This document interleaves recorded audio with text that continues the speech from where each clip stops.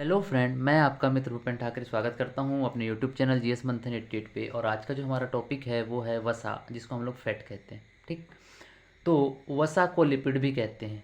क्या कहते हैं? वसा को लिपिड भी कहते हैं। एक नॉर्मली टर्म है। नॉर्मली हम इसको फैट कहते हैं, लेकिन इसका एक अलग नाम है जिसको हम लोग लिपिड भी कहते हैं। ठीक है, यह कार्बन, हाइड्रोजन और ऑक्सीजन से मिलकर बना पदार्थ है, किंतु इसमें ऑक्सीजन की जो मात्रा होती है वो कार्बोहाइड्रेट की तुलना में थोड़ी सी कम होती है। मतलब हम ये कह सकते हैं कि ऑक्सीजन की मात्रा कार्बोहाइड्रेट में ज़्यादा होती है तुलनात्मक रूप से। किसके? तो वसा के। तो वसा में जो ऑक्सीजन की मात्रा है वो कम होती है। इसकी तुलना में, कार्बोहाइड्रेट की तुलना में। कार्बोहाइड्रेट में ऑक्सीजन ज़्यादा होता है और वसा में ऑक्सीजन कम होता है ना। वसा जल में अघुलनशील होते हैं, याद रखिएगा इस पॉइंट को। वसा जो होती है वो जल में अघुलनशील होती है, लेकिन जो जितने भी प्रकार के जो कार्बनिक विलायक होते हैं, है ना, जैसे पेट्रोलियम हो गया, अल्कोहल हो गया, इसमें ये घुलनशील होती है। वसा के अणु ग्लिसरॉल तथा वसा अम्ल से संयोग करके बनते हैं। मतलब जो वसा है, वसा का जो अणु है वो किससे मिलकर बनेगा? वो बनेगा आपका ग्लिसरॉल तथा वसी अम्ल, या इसको वसा अम्ल या फैटी एसिड्स भी कहते हैं। तो इसके सहयोग से ये बनता है। हम लोग बात करें तो 1 ग्राम जो वसा की मात्रा होती है वो 9.3 किलो कैलोरी ऊर्जा हमको प्रदान करती है। मतलब बहुत ज़्यादा मात्रा में एनर्जी मिलती है हमको वसा से, है ना। लेकिन जब इंस्टेंट एनर्जी की बात आएगी तो वो हमको मिलेगा कार्बोहाइड्रेट से, जिसकी 1 ग्राम की मात्रा जो है वो हमको 4.3 किलो कैलोरी ऊर्जा देती कार्बोहाइड्रेट की, लेकिन वसा की 9.3। वसा के प्रकार हम लोग देख लेते हैं। तो वसा मुख्यतः सामान्य रूप से देखा जाए तो 3 प्रकार की होती है। सरल वसा, या इसको सिंपल लिपिड कहते हैं, संयुग्मी वसा, कंपाउंड लिपिड कहते हैं, व्युत्पन्न वसा, डेरिवेटिव लिपिड भी इसको कहते हैं। अब हम लोग देख लेते हैं वसा में वसी अम्ल व ग्लिसरॉल एस्टर बंध से जुड़कर ट्राइग्लिसरॉल्डिहाइड बनाते हैं। क्या बनाते हैं? वसा जो है इसमें वसी अम्ल तथा जो ग्लिसरॉल होते हैं, कौन कौन? वसी अम्ल मतलब फैटी एसिड्स, और जो ग्लिसरॉल होते हैं ये एस्टर बंध, कौन सा बंध? जो एस्टर बंध होता है उससे जुड़कर ट्राइग्लिसराइड्स बनाते हैं। क्या बनाते हैं? ट्राइग्लिसराइड्स, मतलब इसको टीजीए भी कहते हैं। ठीक, तो वसा, जो वसी अम्ल है वो, और ग्लिसरॉल है, ये कौन सा बंध से जुड़ेंगे? एस्टर बंध से जुड़ेंगे और ट्राइग्लिसराइड्स बनाएंगे। ठीक, वसा ट्राइग्लिसराइड्स के रूप में भी होती है, इसलिए वसा को ट्राइग्लिसराइड भी कहा जाता है। ठीक है, ये दोनों एक ही हैं, याद रखिएगा। अब हम लोग देखें वसी अम्ल के आधार पर जो वसा होती है वह 2 प्रकार की होती है। एक संतृप्त वसी अम्ल और एक होती है असंतृप्त वसी अम्ल, यानी वसा अम्ल के आधार पर। ठीक, अब दूसरा हम लोग देख लेते हैं संयुग्मी वसा, मतलब वसा और अवसा। मतलब एक इसका जो भाग होगा वो वसा होगा और दूसरा भाग जो होगा या दूसरी जो चीज़ होगी वो वसा नहीं होगी, मतलब वो नॉन लिपिड होगी। ठीक है, नॉन लिपिड पार्ट होगा और एक लिपिड पार्ट होगा, मतलब एक भाग वसा और दूसरा भाग अवसा होगा। इसमें ग्लिसरॉल तथा वसी अम्ल के अलावा भी अन्य समूह जुड़े होते हैं। मतलब ये तो आपको कॉमन पाए जाएंगे, ग्लिसरॉल और वसी अम्ल के अलावा कुछ अन्य समूह भी इसमें पाए जाएंगे, तब वो संयुग्मी वसा। संयुग्मी मतलब होता है 2 का जुड़ना। ठीक, जैसे अब इसका एग्जाम्पल क्या हो सकता है? फॉस्फोलिपिड हो सकता है, जो कि वसा और फास्फोरिक अम्ल अर्थात फॉस्फेट से मिलकर बना है। यह कोशिका झिल्ली, प्रोटीन व वसा की बनी होती है। जो कोशिका झिल्ली होती है एक्चुअल में यह प्रोटीन और वसा की बनी होती है। तो वसा जो होती है, कौन सी वसा? तो फास्फोलिपिड नाम की जो वसा है यह उससे मिलकर बनी होती है, और साथ ही साथ प्रोटीन भी होता है। प्रोटीन एक अलग कैसेट है ना, प्रोटीन को इसे मिक्स करने की कोशिश मत कीजिएगा। तो फास्फोलिपिड दोनों से मिलकर बना, प्रोटीन से भी और वसा से। लेकिन वसा में भी कौन सी वसा? तो वसा का वसा भी वाला पार्ट रहेगा और वसा वाले पार्ट के अलावा उसमें फास्फोरिक अम्ल भी होगा। ठीक है, इसमें पीएलपी या फास्फोलिपिड पाया जाता है। किसमें? आपकी कोशिका झिल्ली में फास्फोलिपिड पाया जाता है, पीएलपी इसलिए कहा जाता है। तो जो आपकी मेम्ब्रेन होती है ना, सेल मेम्ब्रेन, वो काय की बनी होती है? पीएलपी मतलब फास्फोलिपिड की बनी होती है। लेकिन साथ ही साथ एक भाई साहब और रहते हैं जिसका नाम है प्रोटीन।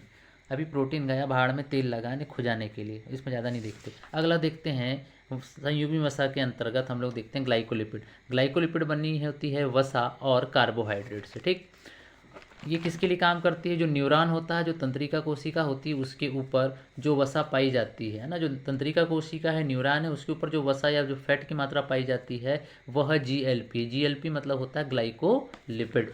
ठीक। इसके अलावा हम लोग देख लेते हैं तीसरा वसा जो कि वसी अम्ल के आधार पर है, यह है व्युत्पन्न वसा। ठीक।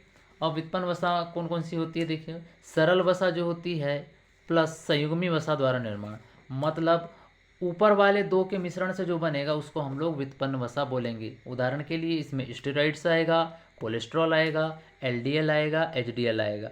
एलडीएल को हम बैड कोलेस्ट्रॉल भी कहते हैं और एचडीएल को हम गुड कोलेस्ट्रॉल भी कहते हैं। अभी हम लोग देखेंगे कोलेस्ट्रॉल क्या होता है। वसा के प्रकार, वसी अम्लों के आधार पर वसा कितने प्रकार की होती है? 2 प्रकार की। एक होती है संतृप्त वसी अम्ल, इसको हम लोग एलडीएल या बैड कोलेस्ट्रॉल कहते हैं। इसके बारे में हम लोग थोड़ी जानकारी देख लेते हैं। सामान्य ताप पर यह ठोस अवस्था में पाई जाती है, मतलब सामान्य टेम्परेचर कितना? जो 18 से 20 डिग्री सेल्सियस का होता है। इसके अलावा इसकी जो डेंसिटी होती है, घनत्व होता है, वो कम होता है, लेकिन इसकी श्यानता जो होती है, मतलब गाढ़ापन, जिसको हम विस्कोसिटी कहते हैं, वो कैसी होती है? ज़्यादा होती है। जब स्वाभाविक सी बात है कि श्यानता ज़्यादा होगी तो ये रक्त के बहाव में बाधा करेगी, है ना। इससे मतलब हार्ट से संबंधित डिसीज होंगे, मतलब ये शरीर के लिए नुकसानदायक है। उसके अलावा यह फायदेमंद भी कुछ चीज़ों में, जैसे तंत्रिका कोशिका के लिए फायदेमंद है एवं मस्तिष्क के स्वास्थ्य के लिए यह लाभदायक होती है। सामान्यतः जंतु वसाएं, संतृप्त वसाएं होती हैं, इन्हें घी भी कहते हैं। ठीक है, घी मतलब गाय का घी होता है, भैंस का घी होता है, तो ये सब जो है जंतु वसाएं होती हैं वो घी कहलाती हैं और ये संतृप्त वसी अम्ल के अंतर्गत आती हैं। लेकिन इसका अपवाद है मछली का तेल। याद रखेंगे, जो मछली का तेल है वो जंतु वसा होते हुए भी असंतृप्त वसी अम्ल है या असंतृप्त वसा है। इसके अलावा अपवाद एक और है, नारियल का तेल। जो नारियल का तेल है, इसके अलावा जो ताड़ का तेल है, ये संतृप्त वसा के उदाहरण है। हालांकि ये कौन से तेल है? ये वनस्पति तेल होने के बावजूद भी ये संतृप्त वसी अम्ल हैं। इस चीज़ को आप लोग याद रखेंगे। संतृप्त वसा या संतृप्त वसी अम्ल या एचडीएल हम इसको कह लें या इसको गुड कोलेस्ट्रॉल कह लें, है ना। वैसे एचडीएल का फुल फॉर्म अगर हम लोग आगे देखेंगे, इसका होता है high density lipoprotein. High density lipoprotein होता है, मतलब ये गुड कोलेस्ट्रॉल होता है। तो इसके लिए देख लेते हैं कुछ पॉइंट। सामान्य ताप पर द्रव रूप में पाया जाता है। ठीक है, सामान्य ताप पर ये द्रव रूप में पाया जाता है। इसका घनत्व तो ज़्यादा होता है लेकिन श्यानता कम होती है। रक्त के बहाव में कोई बाधा नहीं करती है और वनस्पति वसा इसके अंतर्गत आती है। असंतृप्त बराबर वनस्पति, असंतृप्त बराबर वनस्पति। लेकिन इनके अपवाद भी याद रखना। जो नारियल का तेल है और ताड़ का तेल है, ये संतृप्त वसा में जाते हैं तो ये कौन से होना क्या चाहिए इनको? असंतृप्त वसा, क्योंकि ये वनस्पति है, लेकिन है क्या? ये संतृप्त वसा, है ना। उसके अलावा हमने देखे काय का तेल देखे थे थोड़ी देर पहले, यहाँ पर हमने देखे थे अभी मछली का तेल। मछली का तेल जो है ये असंतृप्त वसा के अंतर्गत आता है। तो सब कुछ अपवाद हैं, इनको ध्यान में रखना है हमको। हृदय रोग को कम करते हैं। जो असंतृप्त वसाएं होती हैं ये हृदय रोग को कम करती हैं। यहाँ भी 2 प्रकार की होती हैं, एक होती है मुफा और दूसरा होता है पूफा। फूफा नहीं, मुफा और पूफा। तो इसका होता है मुफा का full form mono unsaturated fatty acids. इसका एग्जाम्पल है ऑलिव ऑयल, मतलब जिसका मतलब होता है जैतून का तेल। दूसरा होता है प्यूफा, इसका फुल फॉर्म होता है पॉली अनसैचुरेटेड फैटी एसिड्स। यह एचडीएल को बढ़ाते हैं, मतलब गुड कोलेस्ट्रॉल को बढ़ाते हैं और एलडीएल को कम करते हैं। उदाहरण के लिए वनस्पति तेल और मछली का तेल। इसके अलावा ओमेगा 3 यह भी एक प्रकार का वशी अम्ल है, ये अलग से है ना। याद रखेंगे सबसे उत्तम क्या है? ये मुफा है कि पूफा है? सबसे उत्तम ये पूफा है, क्योंकि बात का एक ही हो रही है। एचडीएल जहाँ बढ़ेगा वहाँ गुड कोलेस्ट्रॉल होगा, मतलब ये ओमेगा 3 जो है ये क्या है? पूफा है, फूफा नहीं है। हाँ, ओमेगा 3 वाले फूफा जी, ऐसा याद रख लो।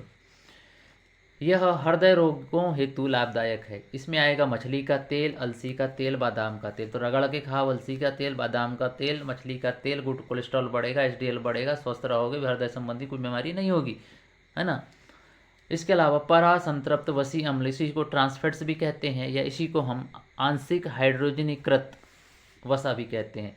अब क्या होता है ट्रांसफैट से देख लेते हैं। जब वनस्पति तेलों को या असंतृप्त वसाओं को हाइड्रोजनीकरण की प्रक्रिया द्वारा गुजार कर संतृप्त वसाओं में या वनस्पति घी में बदला जाता है तो इन्हें ट्रांसफैट्स कहते हैं। ये हमारे शरीर के लिए हानिकारक होते हैं। यह शरीर में बैड कोलेस्ट्रॉल को बढ़ाते हैं। उदाहरण के लिए हम लोग देख लेते हैं, क्या बोला है यहाँ पर, पहले समझ लो इसको थोड़ा सा। ट्रांसफैट्स क्या होता है?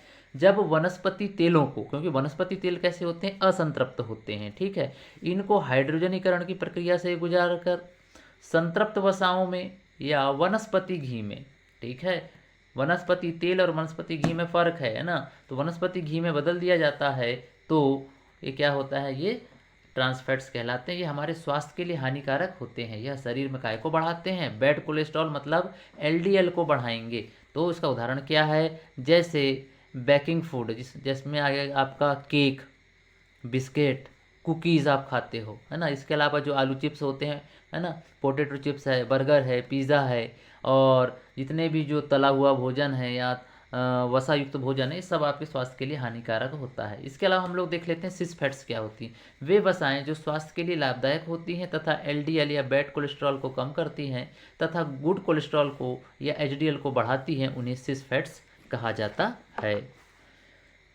ना। सिस यानी अच्छा और ट्रांस मतलब बुरा, ऐसे याद कर लो। शरीर में वसा यकृत में संचय होती है, एक अलग से पॉइंट है। कहाँ संचय होती है, यकृत में, मतलब लीवर में। कोलेस्ट्रॉल क्या होता है इसको समझो, ये सबसे मस्ट है कोलेस्ट्रॉल। जंतुओं के शरीर में अतिरिक्त वसा को यकृत की कोशिकाओं के द्वारा कोलेस्ट्रॉल के रूप में संग्रहण किया जाता है। मतलब जंतुओं के शरीर में जो एक्स्ट्रा फैट होता है वो यकृत की कोशिकाओं द्वारा कोलेस्ट्रॉल के रूप में संग्रहित करके रखा जाता है, ठीक।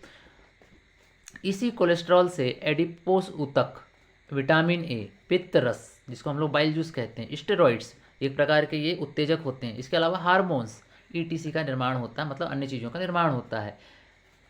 याद रखिएगा, यह कोलेस्ट्रॉल प्रोटीन व वसा का उत्पाद है। ये कोलेस्ट्रॉल काय का उत्पाद है, प्रोटीन और वसा का, लेकिन ज़्यादातर किसका उत्पाद है, ये मेन इसका की फैक्टर है वसा का उत्पाद है। यह जल में अघुलनशील होता है तथा सामान्य ताप पर ठोस रूप में रहता है। जब कोलेस्ट्रॉल रक्त में मिलता है तो इसे लिपोप्रोटीन कहते हैं। मतलब जो कोलेस्ट्रॉल आपके यकृत से निकलकर जब ब्लड में मिलने लगे तो उसको हम लिपोप्रोटीन कहते हैं। अब लिपोप्रोटीन दो प्रकार का होता है, एक एलडीएल और एक एचडीएल। इसका फुल फॉर्म होता है लो डेंसिटी लिपोप्रोटीन और हाई डेंसिटी लिपोप्रोटीन। फायदेमंद ये वाला होता है, ये बैड गुड कोलेस्ट्रॉल है, मतलब ये असंतृप्त वसा अम्ल है। तो एलडीएल में वसा अधिक होती है, प्रोटीन कम होता है। जहाँ वसा ज़्यादा होगी वहाँ एस्थेसी होगी हार्ट की, है ना, और जहाँ वसा की मात्रा कम होगी, प्रोटीन की मात्रा ज़्यादा होगी, वहाँ शरीर को लाभ मिलेगा, आपके हृदय को लाभ मिलेगा, ठीक है।